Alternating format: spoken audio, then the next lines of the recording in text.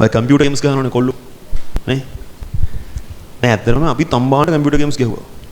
Campus යන කාලෙම ඔය දන්නවනේ Call of Duty තියෙන Modern Warfare එක දැන් නම් ඊට සුපිරියෝ තියෙනවා.